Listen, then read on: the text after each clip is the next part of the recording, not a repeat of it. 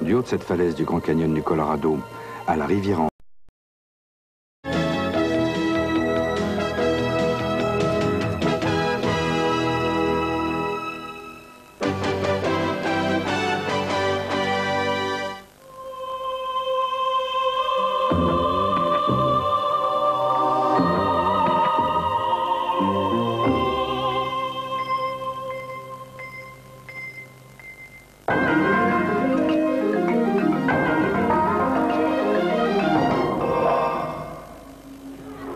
Ils étaient entre 3 et 5 000 à défiler dans les rues de Paris cet après-midi, professionnels de la santé, infirmières en tête, mais pour la première fois ensemble, à l'appel de 21 coordinations. Ils réclament 2 000 francs de plus par mois, un plan d'urgence pour la santé et une revalorisation de leur carrière. Une délégation a été reçue par le ministre de la Santé.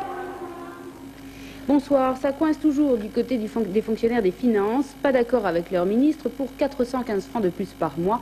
La grève risque fort de continuer lundi après les assemblées générales. Côté politique, motion de censure contre 49-3, motion de censure de l'opposition, déposée aujourd'hui à l'initiative de Pierre Méhaignerie en réponse à Michel Rocard. Le Premier ministre a tôt ce matin engagé la responsabilité de son gouvernement pour faire passer sans vote la première partie de son budget. Mais cette motion discutée lundi n'a quasiment aucune chance d'aboutir. La guerre du Tchador continue. Le père des jeunes musulmanes de Creil refuse une nouvelle fois les propositions du principal de leur collège. Pas question que ces filles aillent à l'école sans foulard. 2 associations islamiques appellent à un rassemblement demain à Paris pour le Tchador, des durs de l'islam, ceux-là même qui avaient organisé il y a quelques mois la manif anti-Roujdi à Paris. Vivant. 89 heures après le tremblement de terre, les sauveteurs ont retrouvé un survivant sous les décombres du Bay Bridge à San Francisco, un homme de 57 ans retrouvé au cours de la 5e inspection. Un des sauveteurs a vu de loin un corps frémir, coincé entre 2 dalles de béton. Du coup, les secours vont organiser une 6e inspection. Un Boeing 727 s'est écrasé cet après-midi au Honduras, 137 personnes à bord, plus de 100 morts, mais une vingtaine de rescapés. Sur place, Dominique Petit. Une grande confusion règne sur les circonstances de l'accident du Boeing 727 dans les montagnes du Honduras, survenu quelques minutes avant l'atterrissage prévu dans la capitale Tegucigalpa.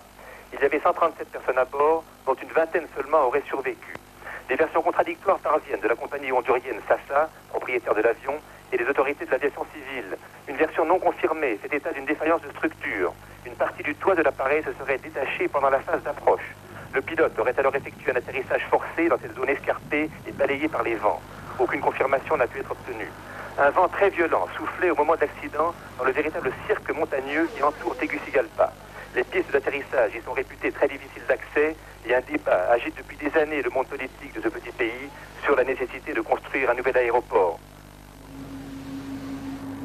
Allemagne de l'Est, 4 jours après la démission d'Honecker, la contestation ne désarme pas. Manifestation cet après-midi dans le centre de Berlin-Est. 5000 jeunes opposants ont formé une chaîne silencieuse sur les trottoirs pour plus de démocratie. Hier soir à Dresde, ils étaient 50 000.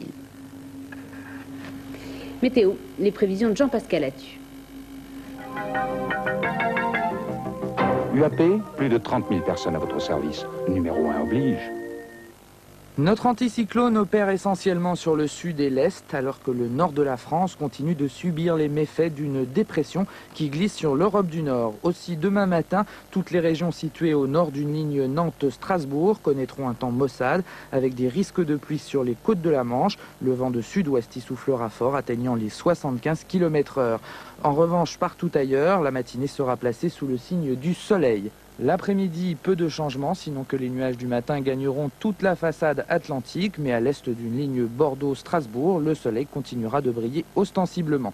Les températures, le vent du sud fait bien les choses, elles varieront de 15 à 22 degrés au nord et de 19 à 24 degrés au sud. Elles pourront même atteindre les 27 degrés au cours de la journée à Biarritz et Clermont-Ferrand.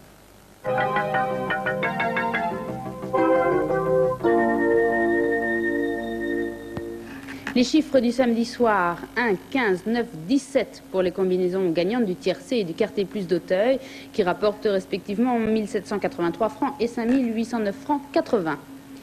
Le loto, 1, 30, 32, 38, 40, 43, numéro complémentaire, le 47. Foot maintenant avec Bordeaux-Marseille au Stade Lescure. Très belle nuit.